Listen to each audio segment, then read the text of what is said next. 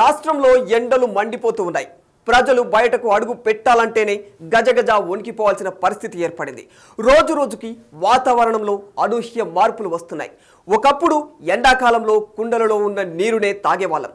అదే పేదోడి ఫ్రిడ్జ్. కానీ కాలం మారడంతో కరెంటు ఫ్రిడ్జ్, రకరకాల టెక్నాలజీలతో కూడిన యంత్రాలు అందుబాటులోకి వచ్చాయి. దీంతో పేదోడి ఫ్రిడ్జ్కి ఆదరణ లేకుండా పోయింది.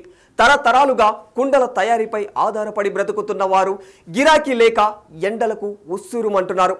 కుండల తయారీదారుల ఆవేదనపై బిగ్ టీవీ అందిస్తున్న స్పెషల్ స్టోరీ.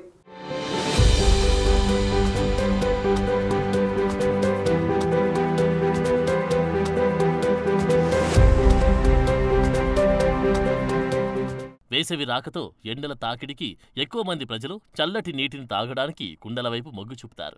కానీ ప్రస్తుతం కుండలను కొనడానికి కస్టమర్లు గీచి బేరమాడుతున్నారు. మట్టితోనే గదా తయారు చేసింది, ఇంత రేటా అంటున్నారని, కానీ తయారు చేయడానికి తమకు చాలా సమయం పడుతుందని బేరం ఆడడంపై ఆవేదన వ్యక్తం చేస్తున్నారు తయారీదారులు. 3 తరాలుగా ఇదే వృత్తిపై ఆధారపడి జీవనం కొనసాగిస్తున్నామని, ఈ పని తప్ప వేరే పని తమకు రాదని అంటున్నారు.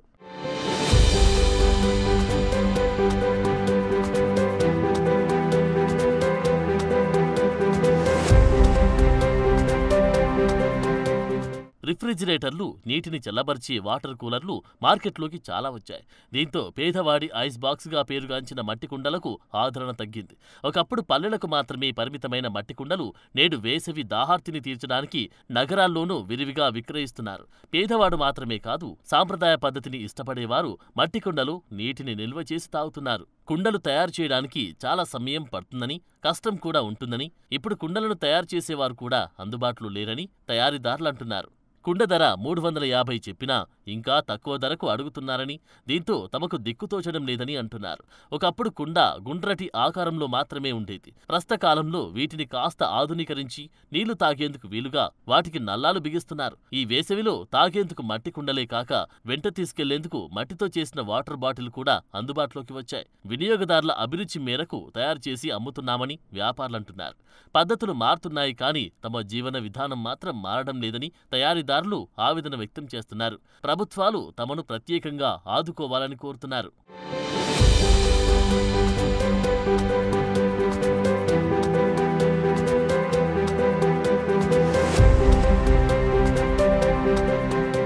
ఇది 3వ తరం అండి. ముందు నుంచి దగ్గర 80 సంవత్సరాలు బట్టి ఇక్కడేనండి. మొత్తం వ్యాపారం అంతా ఇక్కడే. అది కానీ అప్పుడు కాడి నుంచి ఇప్పుడు ఇంకా బాగా ఇదైపోయిందండి. డెవలప్మెంట్ అయితే ఏమీ లేదు, ఇలాగే ఉన్నది.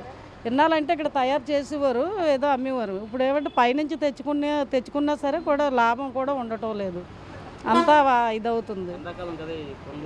కుండలు ఎండాకాలం అయినా సరే పెద్దగా లాభాలు ఏవి రావడం లేదండి.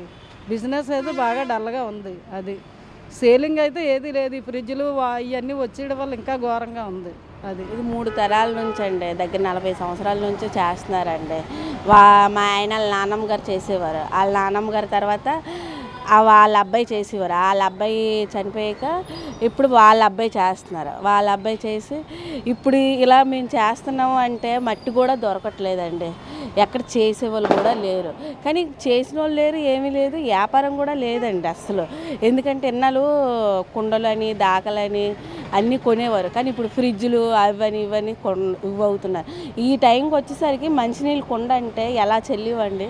ఇప్పుడు ఒక్క కస్టమర్ కూడా రాలేదు. కానీ అందులో తాగినవే మంచిది, ఆరోగ్యానికి మంచిది. కానీ ఇప్పుడు ఏంటంటే ఫ్రిడ్జ్ ఉంది కదా పోలే ఎవరైనా వస్తున్నారు కొంటారు అంటే ఈ కుండ ఎంత అమ్మంటున్నారు, 300 350 అంటే అంత రేటా? మట్టే కదా. దాని విలువ ఏంటి తెలుసు? మట్టి విలువ. అది చెరువులో తవ్వి ఆ మట్టి తెచ్చి పిసికీసి అది కాళ్ళతో మట్టి చేసి బాగా పాకంలో పడితే ఆ కుండ రెడీ అయ్యి పక్కన పెడితే అప్పుడు ఆవులోకి వెళ్ళి పేర్చితే కాల్చేసరికి అది పంట పడినట్టే. అది బాగా కాలి వస్తేనే అప్పుడు మంది.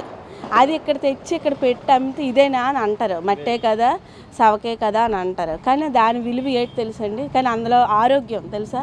అందులో వేలకు వేలెట్టి ఫ్రిడ్జ్లు కొంటారు. కానీ కుండలో నీళ్ళు తారు. దాకలా వండుకుంటే అండి చేపల పులుసు కానీ, నీసు కానీ, పప్పు టమాటా అందులో టేస్ట్ వేరు. అది కానీ ఆరోగ్యానికి చాలా మంచిది అది. కానీ జనాలు ఏంటంటే తెలుసుకోలేదు ఇప్పుడు కింద మట్టే కదా అని అంటారు. మా వరకు కోరుకునేది ఏంటంటే మట్టి ఓడితే మంచిది, కానీ జనాలకి ఏంటంటే తెలియట్లేదు అది ఒక్కొక్కరికి తెలుసండి. ఇది ఓడితే మంచిది, షుగరు బీపీ ఏవి రాదు అనేసి ఉంటుంది. కానీ ఏంటంటే వ్యాపారం లేదు, బేరం లేదు. అది ఏంటంటే దాని రేట్ రాలేదు. ఇప్పుడు అది 100 రూపాయలకి తెస్తాం, 100 రూపాయలది 120, 130 చెప్తాం. ఇది 120, 130 అలా అంటారు. 10 రూపాయలకి ఎవరా, 20 రూపాయలకి ఎవరా? దాని కష్టం ఏంటి, దాని విలువ ఏంటి అది తెలియట్లేదు జనాలకు, మట్టుగా గుర్తించట్లేదు దాని ఇది అది.